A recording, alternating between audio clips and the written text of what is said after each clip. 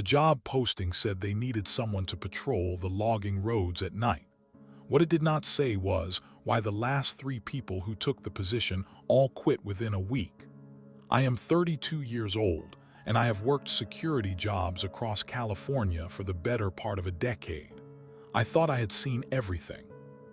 But when I accepted the contract to patrol the remote mountains of Yuba County, I had no idea I was about to become part of one of the strangest disappearances in American history. My name is Evan, and this is what really happened in those mountains. Before I go any further, I want to hear from you. Have you ever experienced something you could not explain? Something that made you question everything you thought you knew about reality? Drop your stories in the comments below. I read every single one, and trust me, after what I have been through, nothing surprises me anymore. It was late February when I got the call. The timber company needed someone reliable, someone who would not ask too many questions. The pay was exceptional for what seemed like straightforward work. Drive the mountain roads between sunset and sunrise, check for trespassers, report any unusual activity, and make sure the logging equipment remained secure. Simple enough. The regional manager, a tired-looking man named Bill Harrison, met me at a diner in Oroville to discuss the details. "You will be working alone," Bill said, stirring sugar into his coffee without looking up. "The territory covers about 40 square miles of logging roads and trails. Most nights, you will not see another soul out there." "Sounds perfect," I replied. "I prefer working alone." Bill finally looked at me, his eyes carrying a weight I could not quite identify. "The last few guys we hired, they did not last long. Said the isolation got to them. Said they saw things that spooked them. I need someone with a strong constitution. Someone who can handle being out there in the dark." I should have pressed him on what exactly those men had seen, but I needed the work, and honestly I figured they were just city boys who could not handle the silence of the wilderness. I had spent years doing overnight security at construction sites, abandoned buildings, and remote facilities. Darkness did not scare me. Loneliness did not bother me. I signed the contract that afternoon. My first night was February 24th. Bill met me at the company's staging area, a cleared lot about 15 miles outside of Oroville, where the paved road gave way to gravel. He handed me the keys to a white Ford pickup truck with the company logo on the doors. A radio to the job posting said they needed someone to patrol the logging roads at night. What it did not say was why the last 3 people who took the position all quit within a week. I am 32 years old, and I have worked security jobs across California for the better part of a decade. I thought I had seen everything. But when I accepted the contract to patrol the remote mountains of Yuba County, I had no idea I was about to become part of one of the strangest disappearances in American history. My name is Evan, and this is what really happened in those mountains. Before I go any further, I want to hear from you. Have you ever experienced something you could not explain? Something that made you question everything you thought you knew about reality? Drop your stories in the comments below. I read every single one, and trust me, after what I have been through, nothing surprises me anymore. It was late February when I got the call. The timber company needed someone reliable, someone who would not ask too many questions. The pay was exceptional for what seemed like straightforward work. Drive the mountain roads between sunset and sunrise, check for trespassers, report any unusual activity, and make sure the logging equipment remained secure. Simple enough. The regional manager, a tired-looking man named Bill Harrison, met me at a diner in Oroville to discuss the details. "You will be working alone," Bill said, stirring sugar into his coffee without looking up. "The territory covers about 40 square miles of logging roads and trails. Most nights, you will not see another soul out there." "Sounds perfect," I replied. "I prefer working alone." Bill finally looked at me, his eyes carrying a weight I could not quite identify. "The last few guys we hired, they did not last long. Said the isolation got to them. Said they saw things that spooked them. I need someone with a strong constitution. Someone who can handle being out there in the dark." I should have pressed him on what exactly those men had seen, but I needed the work, and honestly, I figured they were just city boys who could not handle the silence of the wilderness. I had spent years doing overnight security at construction sites, abandoned buildings, and remote facilities. Darkness did not scare me. Loneliness did not bother me. I signed the contract that afternoon. My first night was February 24th. Bill met me at the company's staging area, a cleared lot about 15 miles outside of Auroville, where the paved road gave way to gravel. He handed me the keys to a white Ford pickup truck with the company logo on the doors, a radio that supposedly had limited range in the mountains, and a clipboard with a basic route map. "Start here," he said, pointing to the staging area on the map. "Follow Road 47 up to the northern boundary, then loop back through Roads 62 and 38. Check the equipment yards at these 3 points. The whole route should take you about 4 hours if you take it slow. Then repeat. If you see anything weird, radio it in. If the radio does not work, there is a satellite phone in the glove box for emergencies only." "What kind of weird are we talking about?" I asked. Bill hesitated. "Trespassers, vandals, people who should not be up there. You will know it when you see it." The sun was setting as I drove up Road 47 for the first time. The mountains of Yuba County are beautiful in their own harsh way. Towering pines, granite outcroppings, and steep valleys that seem to swallow light whole. As darkness fell, my headlights became the only illumination for miles. The road twisted and turned, climbing higher into the mountains. I passed the first equipment yard around 8 p.m. Everything looked secure. I made a note on my clipboard and continued. The silence up there was absolute. When I killed the engine to do my checks, I could hear nothing but wind moving through the trees.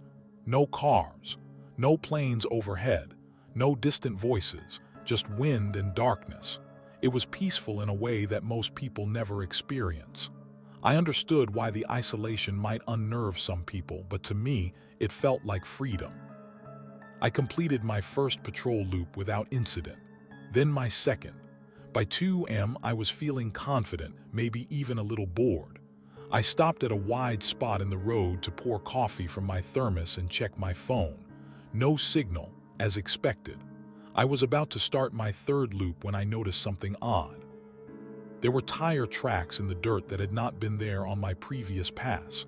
Fresh tracks. They came up from the lower road and continued north, deeper into the mountains. I radioed it in, but got only static in response. The mountains played hell with radio signals. I made a note on my clipboard and decided to follow the tracks. The tracks led me up a narrow side road I had not explored yet. My map showed it as Road 62B, a spur that supposedly dead-ended at an old lookout point. As I climbed higher, the trees pressed in closer on both sides. My headlights caught something ahead, a car. It was parked at an angle across the road, driver's side door hanging open. I stopped about 20 feet back and grabbed my flashlight. My heart was beating faster now. This was exactly the kind of thing Bill had hired me to check on. I approached slowly, calling out, "Hello, this is private property. You need to move your vehicle." No response. As I got closer, I could see it was a turquoise and white Mercury Montego, maybe late 60s model. The engine was off, but the keys were still in the ignition. The interior was empty. No belongings, no trash, nothing. Just an abandoned car in the middle of nowhere. I walked around the vehicle, shining my light through the windows. The back seat was pristine, not even a gum wrapper. It was as if someone had parked it there, got out, and simply walked away into the darkness. I tried the radio again. Still nothing but static. That was when I noticed the footprints. 5 sets of them, leading away from the car and up the road toward the dead end. They were clearly visible in the dirt, illuminated by my flashlight beam. Someone, or rather several someones, had walked away from this car and headed deeper into the mountains. I should have driven back down to where I could get a radio signal and reported it. That would have been the smart thing to do. But I was curious, and I figured they could not have gone far. Maybe they were just teenagers who had driven up there to party and wandered off drunk. I would find them, Tell them to get their car out of the timber company's roads, and that would be that. I followed the footprints on foot, keeping my flashlight beam steady. The road curved upward for another quarter-mile before opening into a wide clearing. There, at the edge of the clearing, I found something that made my blood run cold. A second car. This one was a pale yellow Volkswagen Beetle, also with the door open, also abandoned. And beyond it, barely visible in the darkness, the outline of more vehicles.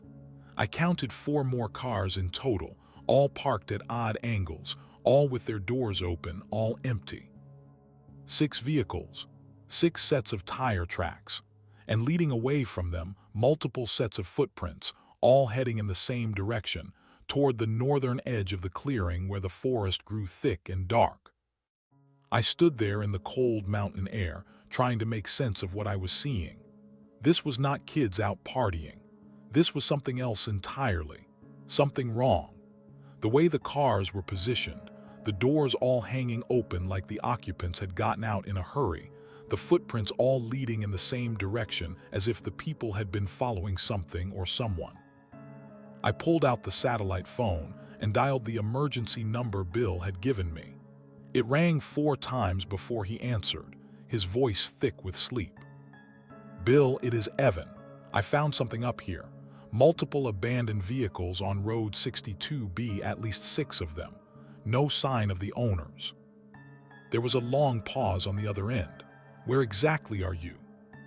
"Road 62B, about 3 miles up from the main junction. The vehicles are parked at what looks like an old lookout point. There are footprints leading into the woods." Another pause, longer this time. When Bill spoke again, his voice had changed. It was tight, controlled, like he was forcing himself to stay calm. "Evan, I need you to listen to me very carefully. Get back in your truck right now. Do not follow those footprints. Do not investigate any further. Drive back to the staging area and wait for me there." "What is going on, Bill? Whose cars are these?"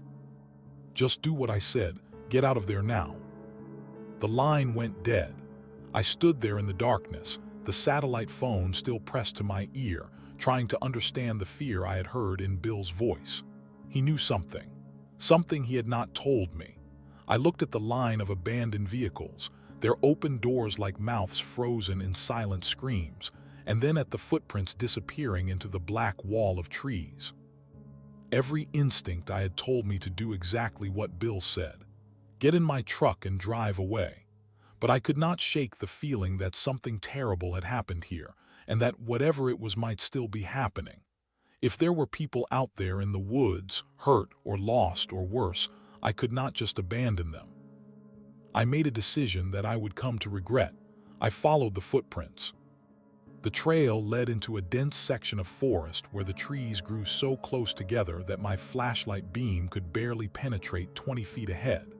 The footprints were still clearly visible in the soft earth, along with something else. Drag marks, as if something heavy had been pulled along the ground. I had gone maybe 100 yards into the trees when I found the first piece of clothing.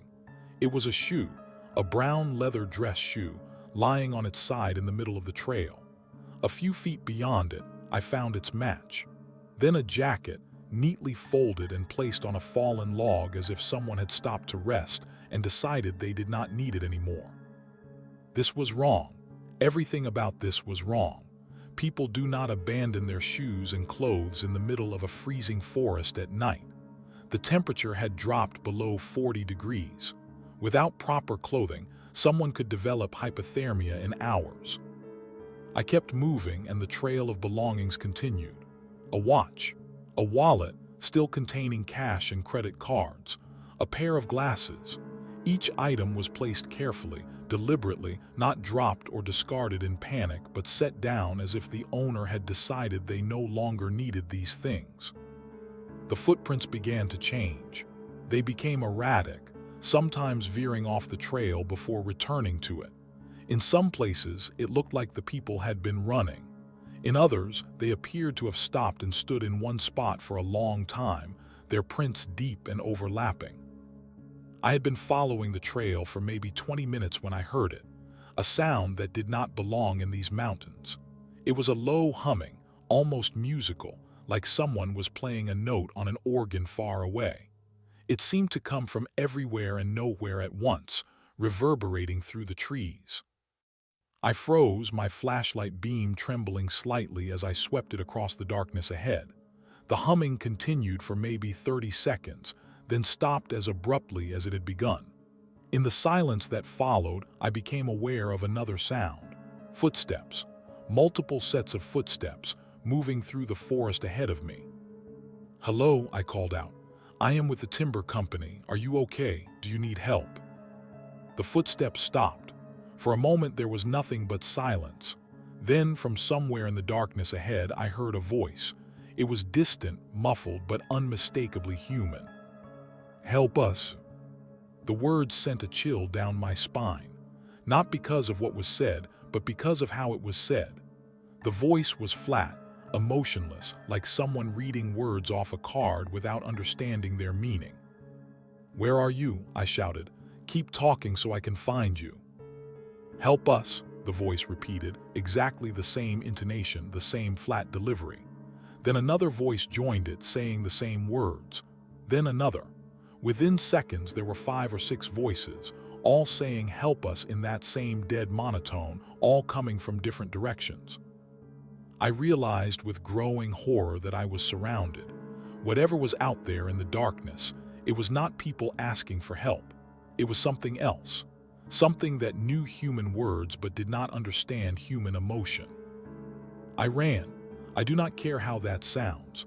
I turned and ran back the way I had come, my flashlight beam bouncing wildly as I crashed through the underbrush. Behind me, I could hear the voices continuing their monotone chorus, "Help us, help us, help us," growing louder and closer.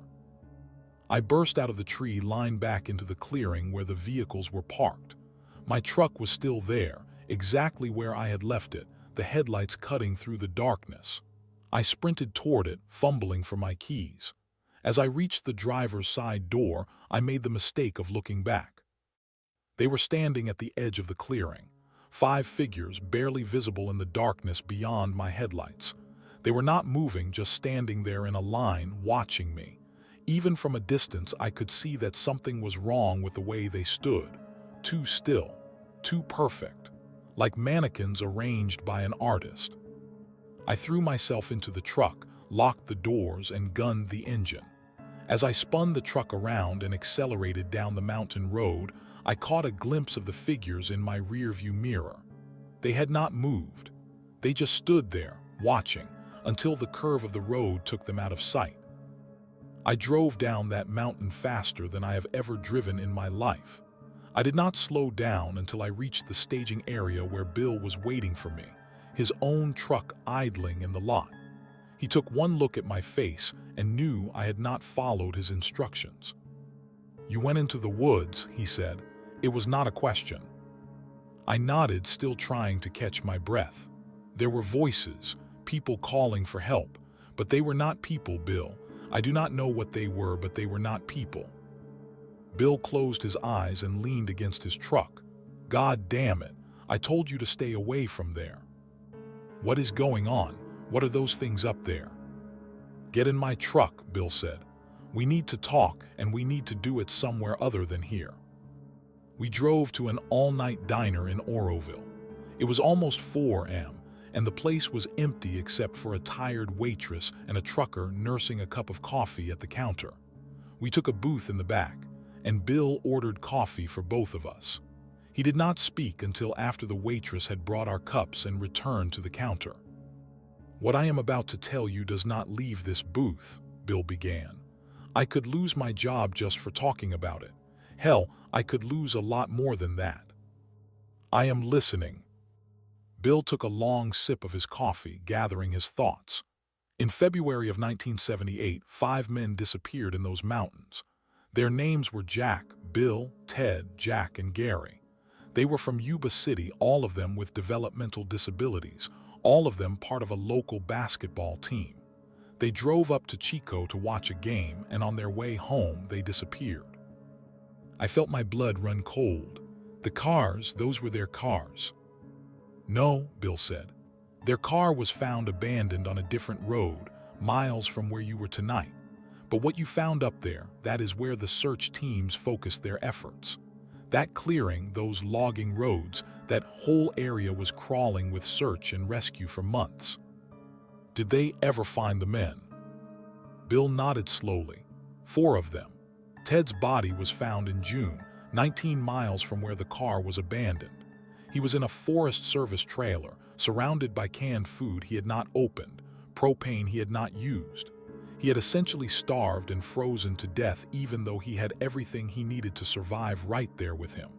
The others were found scattered across the mountains over the next few months, all of them dead. And the 5th man. Gary, they never found him, not a trace. It is like he vanished into thin air. I wrapped my hands around my coffee cup, trying to process what Bill was telling me. What does this have to do with what I saw tonight? That was 47 years ago. People have been seeing things up there ever since, Bill said quietly. Especially around this time of year, the anniversary of when those men disappeared. The timber company has been dealing with it for decades. Workers refuse to go up there at night. Equipment operators quit after seeing things they cannot explain. We have lost 3 night patrol guys in the last month alone, and now I understand why. If you are enjoying this story, please take a moment to like this video and subscribe to the channel. I share true, unexplained experiences like this one, and your support helps me continue investigating these mysteries. Share this with someone who loves a good mystery, because what happens next gets even stranger. What did they see? I asked. The same things you saw. Abandoned vehicles that should not be there. Footprints leading into the woods, voices calling for help, and the figures, always 5 of them standing and watching. One of the guys, a former Marine, said he followed the voices just like you did. He found clothes scattered through the forest, personal items laid out like breadcrumbs. He said the voices got closer and closer until he realized they were not calling for help at all. They were calling him deeper into the woods. But what are they, ghosts? Bill shrugged. I do not know, maybe something worse. All I know is that every February, right around the anniversary of the disappearance, something wakes up in those mountains. Something that remembers what happened to those 5 men. Why did you not tell me this before you sent me up there? Would you have taken the job if I had? He had a point.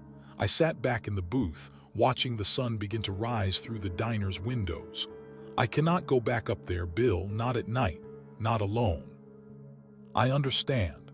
I will process your resignation paperwork this afternoon. You will get paid for the full week.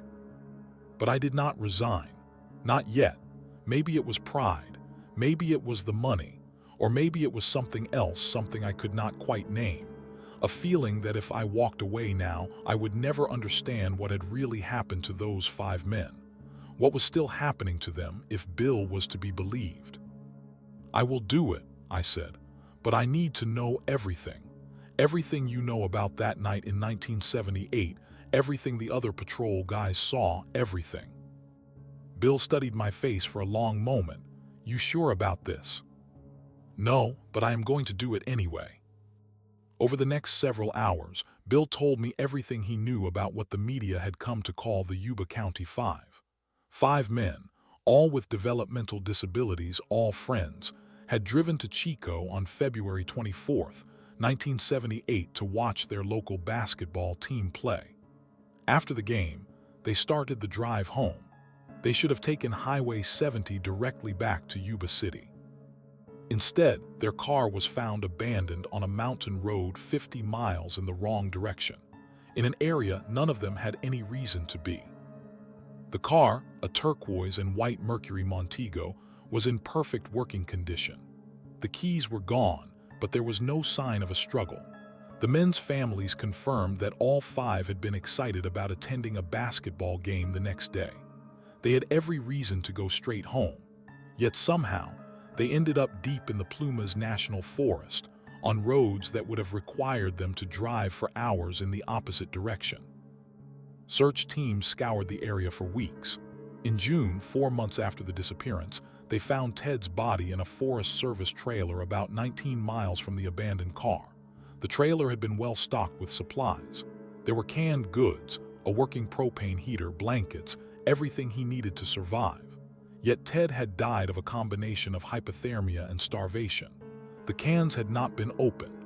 The heater had not been used. It was as if he had lost all ability to take care of himself. Over the summer, 3 more bodies were found scattered across the mountains. Bill's skull, identified by dental records. Jack's remains, found near a creek. Ted's body in the trailer. All of them had died from exposure, despite the fact that they had ample opportunity to seek shelter or return to civilization. But Gary was never found. Extensive searches turned up nothing. No body, no clothing, no trace. He had simply vanished. "There is something else," Bill said, pushing a yellowed newspaper clipping across the table. "Something that never made it into the official reports." I picked up the clipping. It was from a local paper, dated June 1978. The headline read, "Search Team Reports Strange Findings in Forest Service Trailer." The article described how the search team that found Ted's body had noticed peculiar details about the scene. The propane tank that could have heated the trailer had been partially opened then closed again, as if someone had started to use it but changed their mind. There were footprints around the trailer that did not match any of the 5 men, footprints that appeared to circle the building over and over again. And inside the trailer, written in condensation on the window, were the words, "Do not go outside." "Who wrote that?" I asked. "No one knows." The handwriting did not match any of the 5 men. Some people think it was Ted, that maybe his disabilities affected his handwriting. Others think it was someone else, someone who was there with him. "Or something that was outside, trying to get him to come out," I said quietly. Bill nodded. "That is what some people believe. That something was in those woods that night, something that led those men deeper and deeper into the mountains. Something that made them abandon their car, shed their clothes, leave their shoes behind. Something that made Ted afraid to leave the trailer even though he was dying inside it."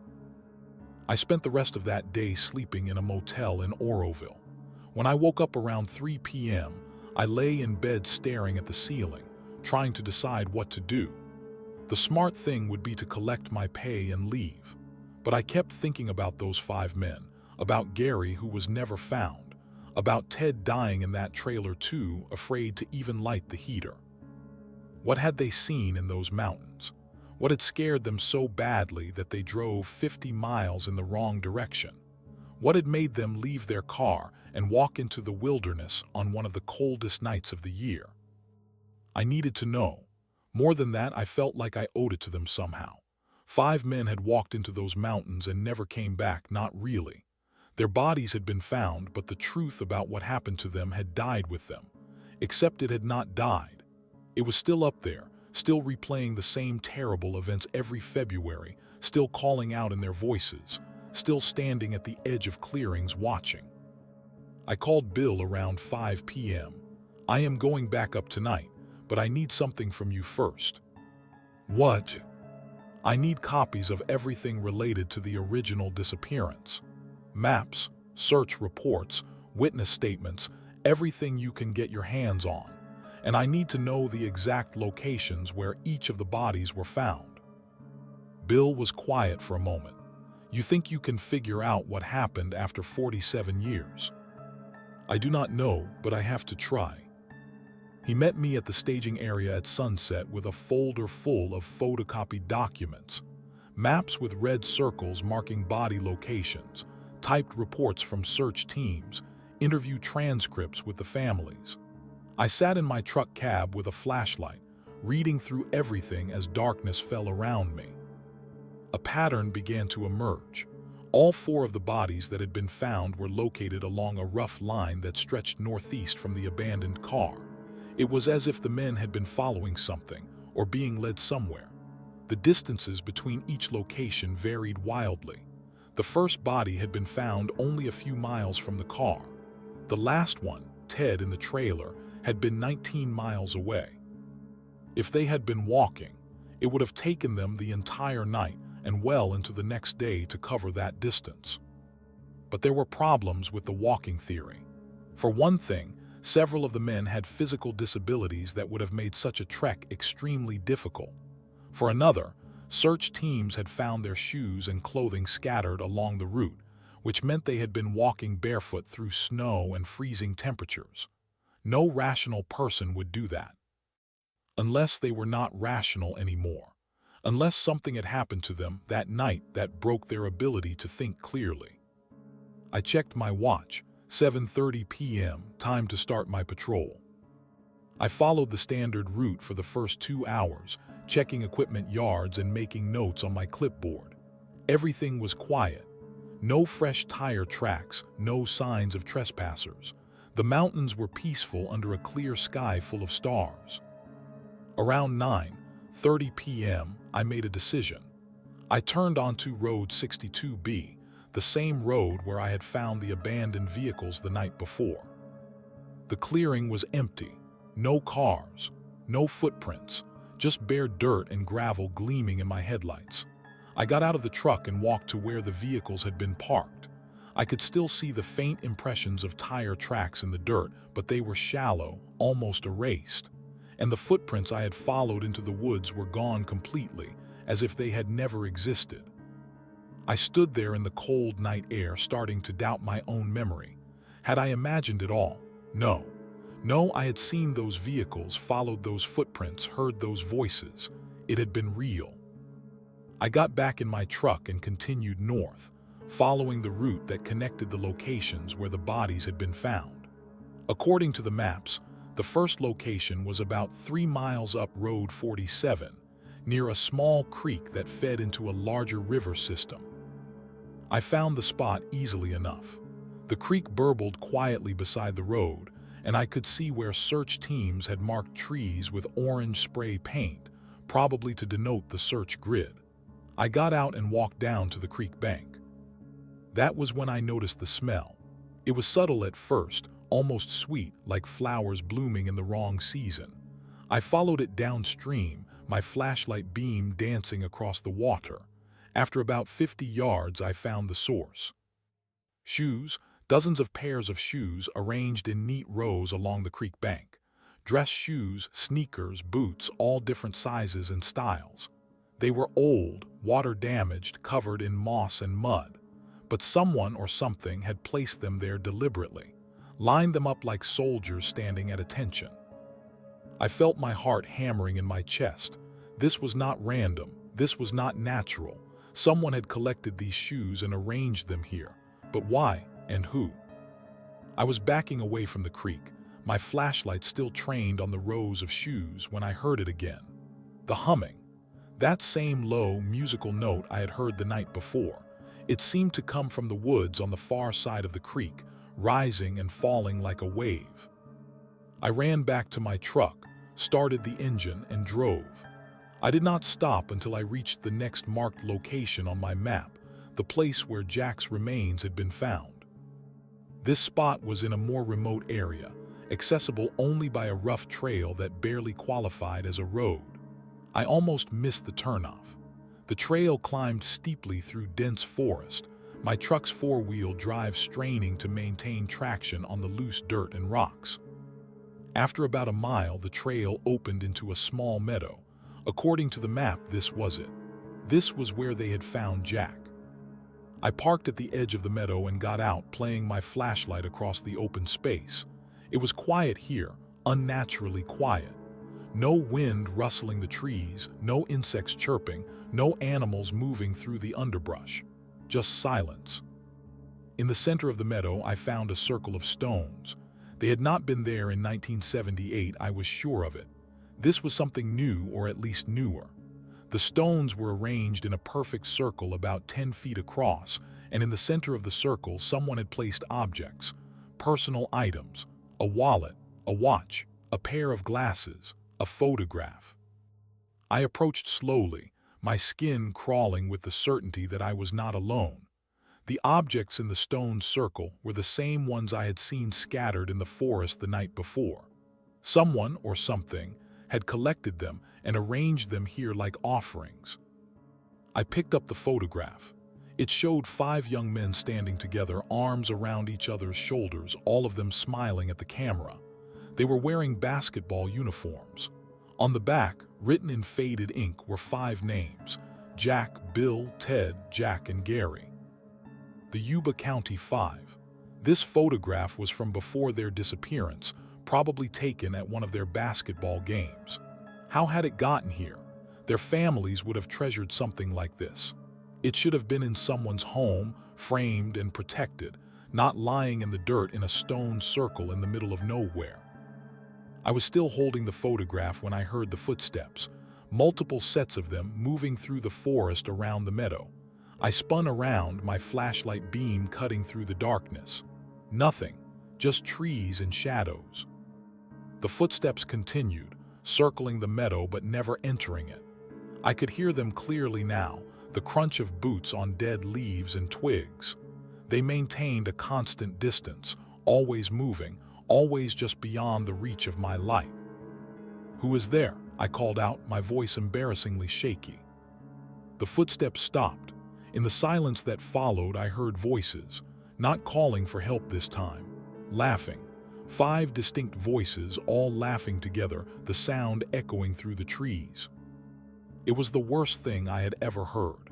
Not because it was threatening or scary on its own, but because it sounded so genuinely happy, like friends sharing a joke, enjoying each other's company. Except these were not friends. These were not even people anymore, if they ever had been. I backed toward my truck, keeping my flashlight trained on the tree line. The laughter continued, moving with me, staying just out of sight. When I reached the truck, I threw myself inside and locked the doors. The laughter stopped immediately. In the sudden silence, I could see them. 5 figures standing at the edge of the meadow, just visible in my headlights. They were wearing basketball uniforms, old-style shorts and jerseys. They stood perfectly still, perfectly aligned, like a team posing for a photo. One of them raised a hand and waved. I do not remember starting the truck or putting it in gear. The next thing I knew, I was racing back down the trail, branches scraping against the sides of the vehicle, rocks pinging off the undercarriage. I did not slow down until I was back on the main road, back in an area that felt real and solid and normal. I pulled over and sat there shaking, trying to process what I had just seen. The photograph was still clutched in my hand. I looked at it again, at the 5 smiling faces.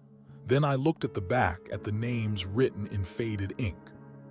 5 names: Jack, Bill, Ted, Jack, and Gary. But there was something else written there too, in much smaller letters at the bottom. I had not noticed it before. It said, March 3, 1978.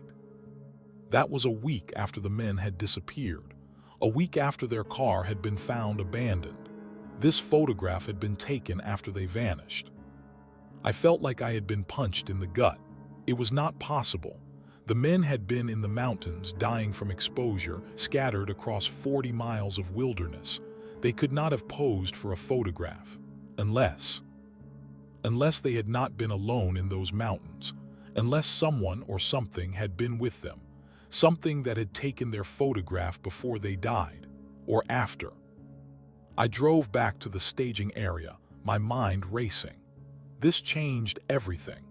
I needed to talk to someone who had been involved in the original investigation, someone who might remember details that had not made it into the official reports. Bill had mentioned that one of the original search team members still lived in the area, a retired Forest Service ranger named Donald Pierce. Bill had his phone number in his files. I called Bill and woke him up. "I need to talk to Donald Pierce," I said without preamble. "Can you get me his number?" "It is midnight, Evan. What happened?" "Just get me his number, please." 10 minutes later, my phone buzzed with a text from Bill. Donald Pierce's phone number and address. He lived in a small town called Brownsville, about 30 miles from Oroville. I plugged the address into my GPS and started driving. I reached Pierce's house around 1 a.m. It was a small cabin set back from the road, surrounded by pine trees. Lights were on inside, which surprised me given the hour. I parked in the driveway and walked up to the front door. Before I could knock, the door opened. An old man stood there, probably in his 70s, with white hair and sharp blue eyes. He looked me up and down. "You are the new night patrol guy," he said. It was not a question. "How did you?" "Bill called me an hour ago. Said you might be coming by, said you had seen something up in the mountains. Come in." Pierce's living room was cluttered with maps, newspaper clippings, and photographs, all related to the Yuba County Five. An entire wall was covered with a timeline, red string connecting different events and locations. This man had been obsessed with this case for 47 years. "Coffee?" Pierce asked, heading toward the kitchen without waiting for an answer. I sat on a worn couch and studied the timeline.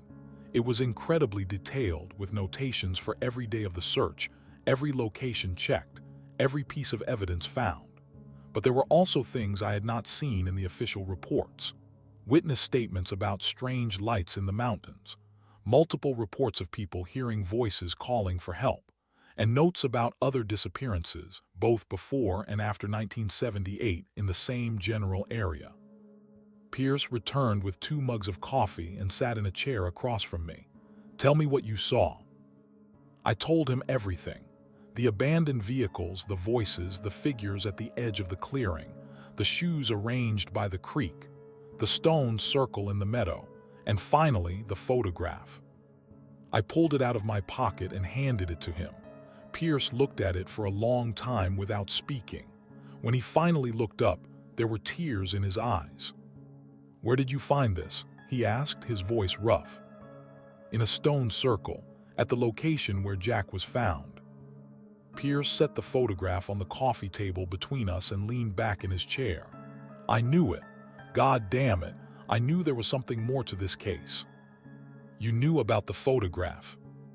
"No, but I knew something was wrong from the very beginning. The way those men disappeared, the way their bodies were found, none of it made sense.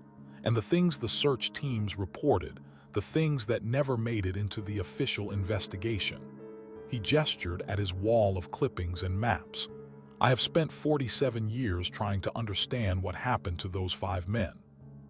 "Tell me," I said. "Tell me everything." Pierce stood and walked to his timeline wall.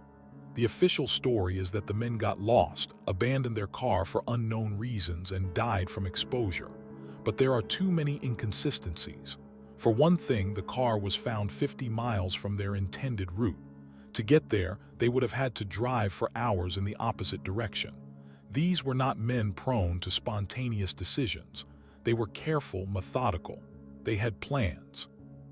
Maybe they got confused, made a wrong turn. For hours, on roads they would have had to deliberately choose. No," Pierce tapped a spot on one of his maps. "Here is where their car was found, and here, and here are where the bodies were located. See the pattern." I studied the map. The locations formed a rough line, all pointing in the same direction, northeast, deeper into the mountains. "They were following something," Pierce said, "or being led somewhere. Every single body was found further along this line, like they were on a pilgrimage." "To where?" Pierce's finger traced the line on the map, extending it past the last known body location. It ended at a spot marked with a red X there. "That is where the line leads, a place called Deer Mountain Lookout. It is an old fire watchtower, abandoned since the early 70s. "Did the search teams check it?" "Oh yes, multiple times. They found nothing, but here is the thing." Pierce pulled out a folder and opened it to reveal a stack of old reports. 3 different search teams reported the same thing. They said that when they approached the lookout, they felt an overwhelming sense of dread. One team turned back entirely, said they could not bring themselves to go inside. Another team made it to the door but refused to enter. They described feeling watched, feeling like something was waiting for them inside.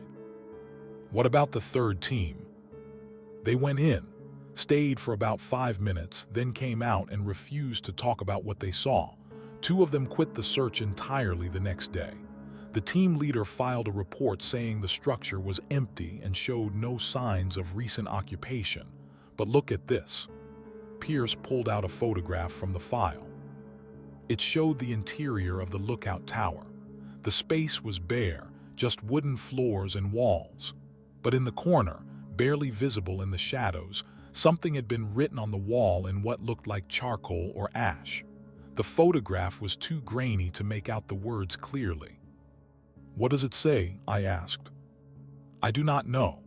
The original negative was lost years ago, and this is the only surviving print.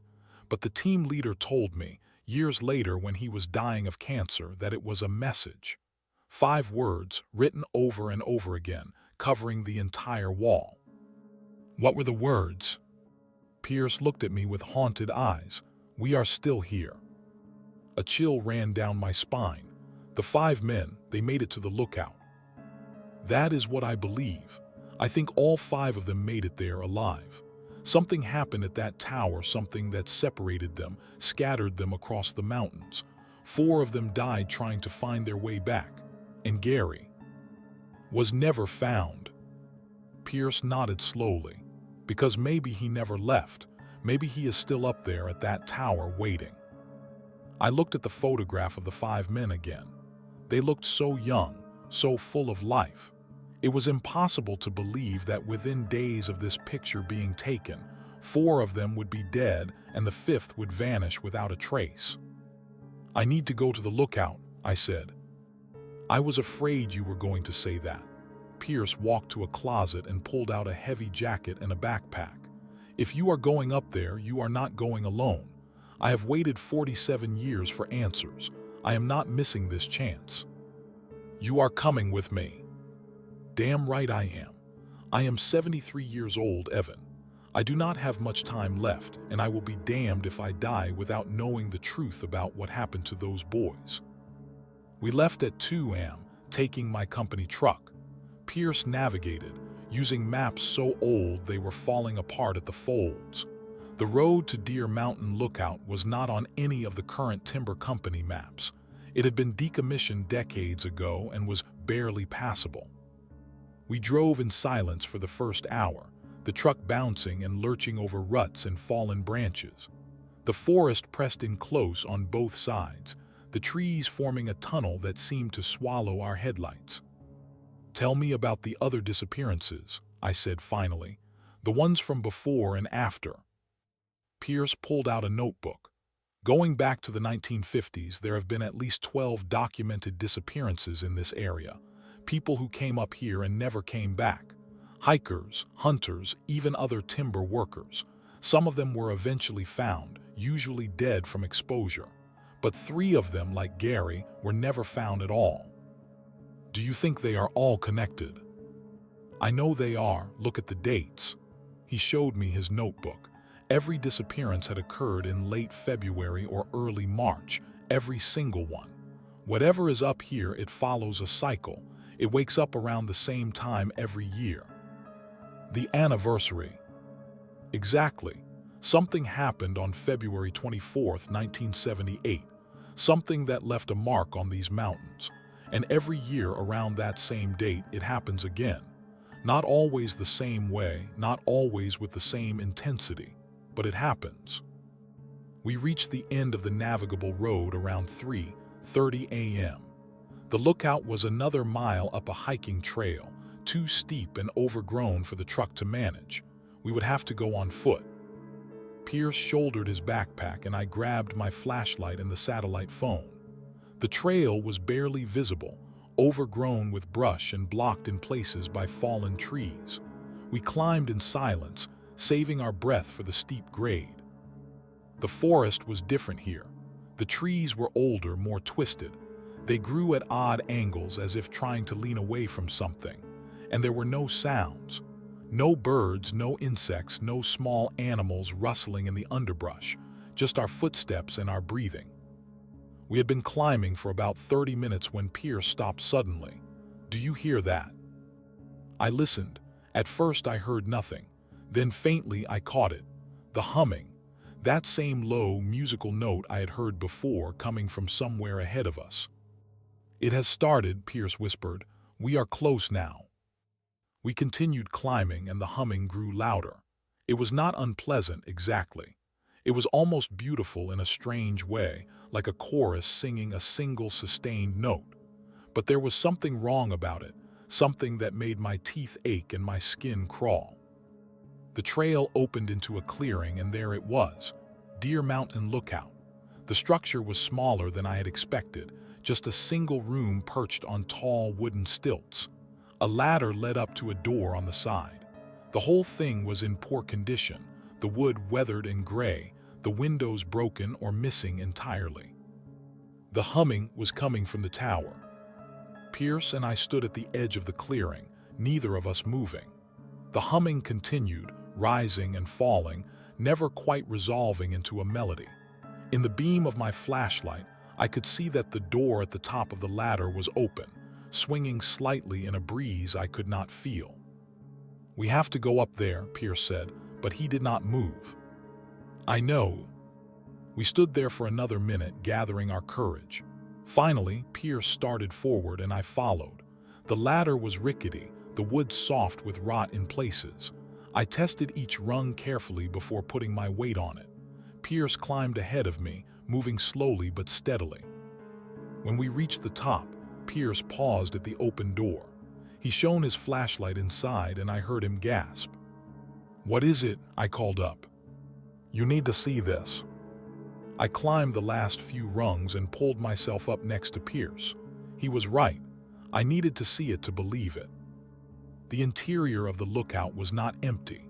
The walls were covered with writing, thousands of words carved or scratched into every available surface. And in the center of the room, arranged in a perfect circle, were 5 sleeping bags. They looked new, as if they had been placed there recently. We climbed inside and I shone my light on the nearest wall. The writing was repetitive, the same phrases over and over again. "We are still here. We cannot leave. Help us. We are still here." The handwriting varied. Sometimes it was neat and careful, other times wild and scratching. Different hands had written these words, or the same hands at different times. Pierce was examining the sleeping bags. "These are not from the 70s, he said. "These are modern.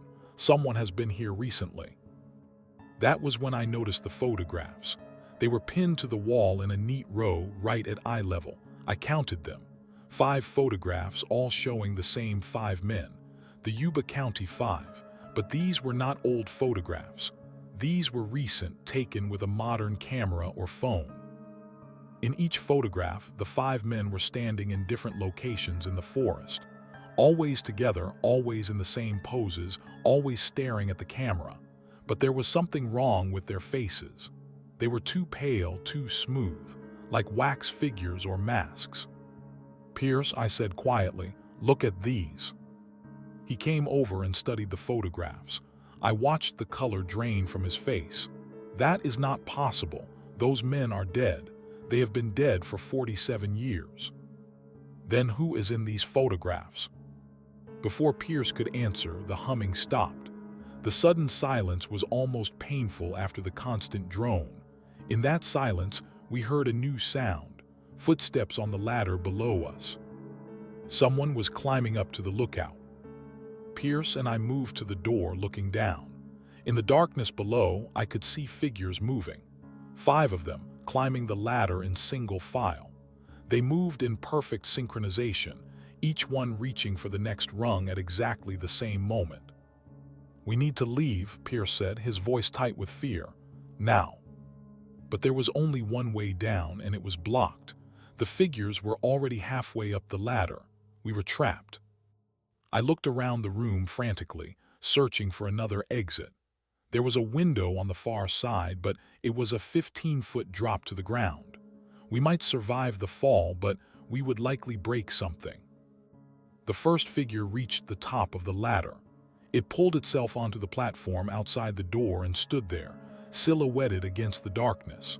I could not make out its features, but I could see that it was wearing a basketball uniform. 4 more figures joined it. They stood in a line, perfectly still, facing us. Then, as one, they spoke. Help us." It was the same flat, emotionless voice I had heard in the forest. The same words, repeated without meaning or understanding. But this time, I could see their mouths moving. I could see that they were trying to communicate something, trying to reach across whatever separated them from us. "What do you want?" Pierce asked, his voice shaking. The figures tilted their heads in unison, as if considering the question. Then one of them stepped forward. It raised a hand and pointed at the photographs on the wall behind us. "Remember," it said. This time the voice was different, softer, more human, almost pleading. "Please remember." Pierce moved closer to the photographs, examining them more carefully. "These are not photographs of ghosts," he said slowly. "These are photographs of memories. Someone has been coming here, year after year, trying to preserve the memory of what happened, trying to make sure these men are not forgotten." "But who?" The figure pointed again, this time at one of the sleeping bags. Pierce walked over and opened it. Inside was a wallet. He pulled it out and opened it to the driver's license. The name on the license was Gary Matthews, one of the Yuba County Five, the one who was never found. "Oh my God," Pierce whispered. "He has been here this whole time. He survived. He made it to this tower and he never left." I looked at the figures standing in the doorway. "Then who are you?" The figures did not answer. Instead, they stepped aside, moving to either side of the door. A sixth figure appeared at the top of the ladder. This one was different. It was not wearing a basketball uniform. It was dressed in hiking clothes, modern hiking clothes, and its face, unlike the others, was clearly visible. It was an old man, probably in his 70s. He looked exhausted, like he had not slept in days. He climbed into the lookout and stood there, studying Pierce and me. "You should not have come here," he said. His voice was hoarse but unmistakably real, unmistakably human. "Gary," Pierce said. "Gary Matthews." The old man nodded slowly. "What is left of me?" Pierce moved forward, but I grabbed his arm, holding him back. Something was not right here. If this was really Gary Matthews, if he had been hiding in these mountains for 47 years, then why? And what were the other 5 figures? "What happened to you?" Pierce asked. "What happened that night?" Gary looked at the 5 figures standing silently by the door. "We saw something we should not have seen, up here at this tower, a light coming from inside. We were cold, lost, looking for help. We climbed up, thinking maybe someone was here, maybe they could help us." He paused, his eyes distant with memory. "But there was no one here, just the light. It was so bright, so warm. We could not look away from it, and while we were staring at it, something changed. We started to forget. Forget why we were here, forget where we were going, forget who we were." "What was the light?" I asked. "I do not know. I only know that when it finally faded, my friends were different. They looked at me like they did not know me. They started walking, all in different directions, wandering into the forest. I tried to stop them, tried to bring them back, but they would not listen. It was like they could not hear me anymore." Gary's voice broke. "I found this tower again a few days later after the light was gone. I found supplies in one of the Forest Service cabins, brought them here. I kept hoping my friends would find their way back, but they never did. Not alive, anyway." "The figures," Pierce said, "the ones that appear every February, are those your friends?" Gary nodded. "Every year around the anniversary of that night they come back. Not really them, just shadows of them, memories of what they used to be. They walk the same paths they walked that night, trying to find their way home. And I follow them, trying to guide them, trying to help them. But I cannot. All I can do is watch them fade again when the sun rises." "Why did you not leave?" I asked. "Why stay here for 47 years?" Gary looked at me with eyes full of pain. "Because what if they come back and I am not here? What if they finally remember who they were and I am not here to help them home? I cannot leave them. Not again." Pierce moved to the wall covered in writing. "We are still here. You have been writing this, trying to tell people what happened.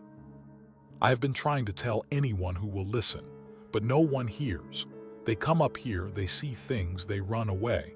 No one stays long enough to understand. We are listening now, I said. Tell us everything, tell us about the light. For the next hour, Gary told us his story. How they had left the basketball game that night, excited and happy. How they had made a wrong turn, gotten confused in the dark.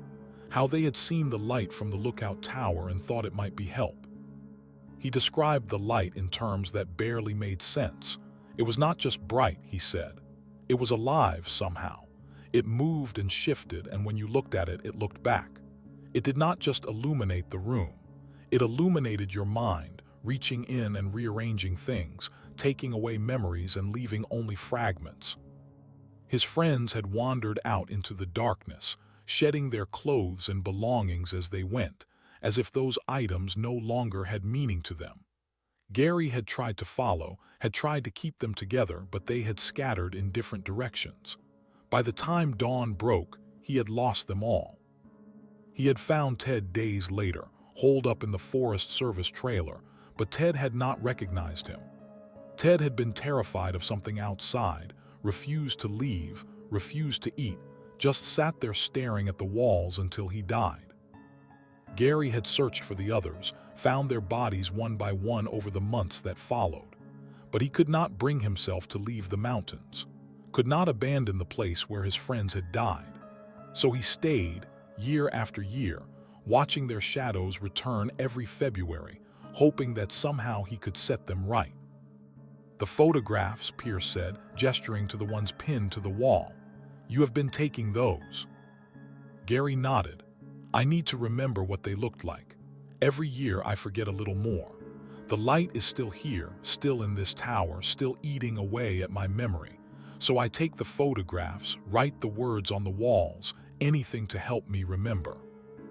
You need to leave, I said. Come with us, we can get you help. I cannot. If I leave, who will be here when they return?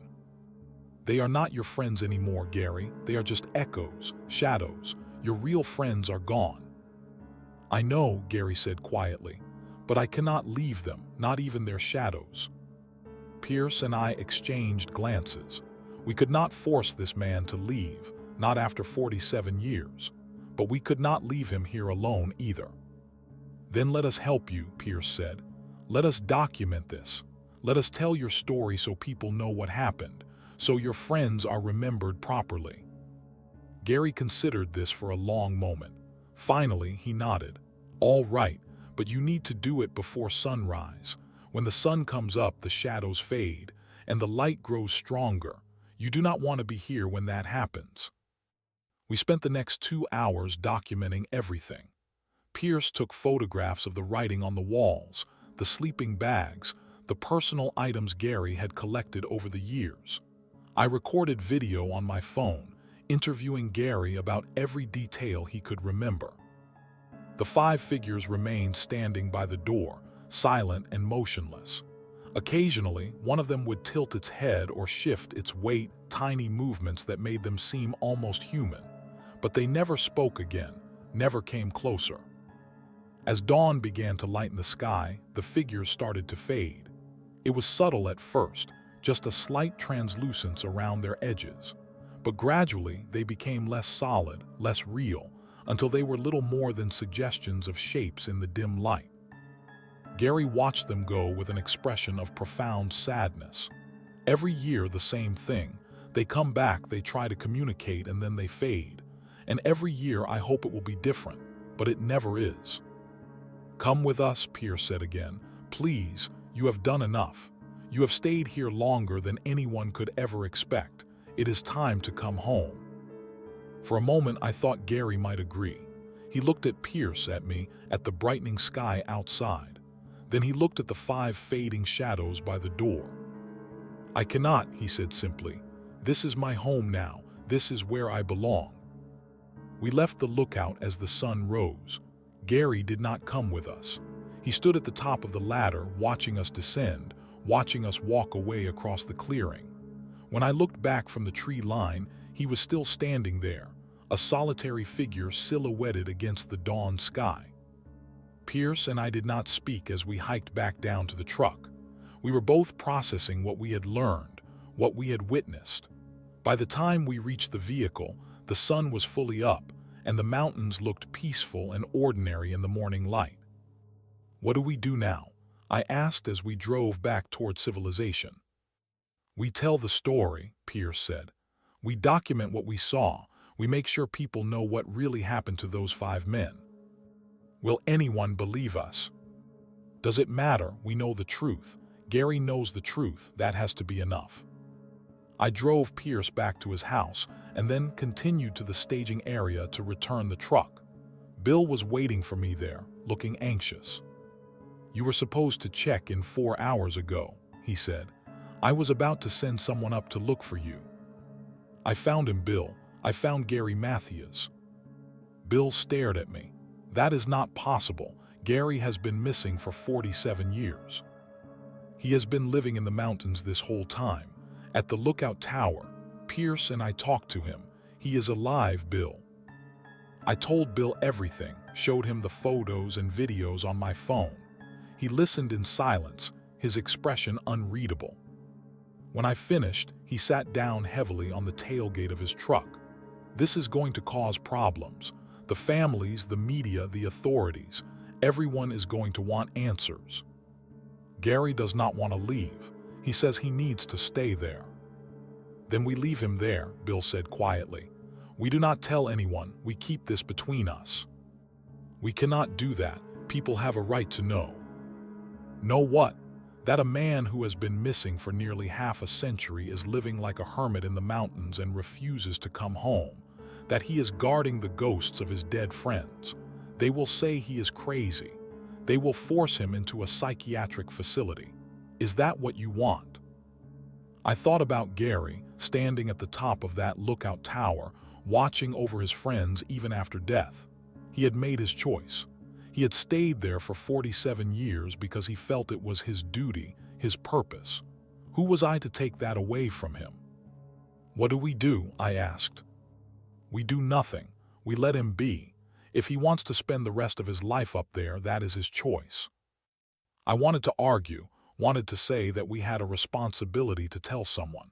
But Pierce had been investigating this case for 47 years, and even he had agreed to keep Gary's secret. Maybe some mysteries were not meant to be solved. Maybe some people were not meant to be found. I quit the patrol job that day, collected my pay and left Yuba County. But I could not stop thinking about Gary, about those 5 shadows that appeared every February, about the light in the tower that had changed everything. 3 months later, I received a package in the mail. It was from Pierce. Inside was a letter and a photograph. The letter said simply, "Gary passed away in his sleep last week. I found him during my monthly supply run. He looked peaceful. I buried him at the base of the tower where he wanted to be. Thought you should know. Pierce." The photograph showed 5 men standing together at the edge of a clearing, arms around each other's shoulders, all of them smiling. They were wearing basketball uniforms, and standing with them, his arm around the shoulder of the man on the end, was an older man in hiking clothes. The photograph was dated February 24th, 2025. On the back, in handwriting I recognized from the walls of the lookout, were 6 words: "We are home now. Thank you." I keep that photograph on my desk. Sometimes I look at it and wonder if what we saw that night was real, or if we were affected by the same thing that had affected Gary and his friends all those years ago. But then I remember Gary's face, the sadness in his eyes, the weight of all those years of waiting. Some people say the Yuba County 5 is one of America's greatest unsolved mysteries. They still debate what happened that night, why those men drove 50 miles in the wrong direction, why they abandoned their car and walked into the wilderness to die. I know the truth now. They saw something they could not explain, something that broke their understanding of reality.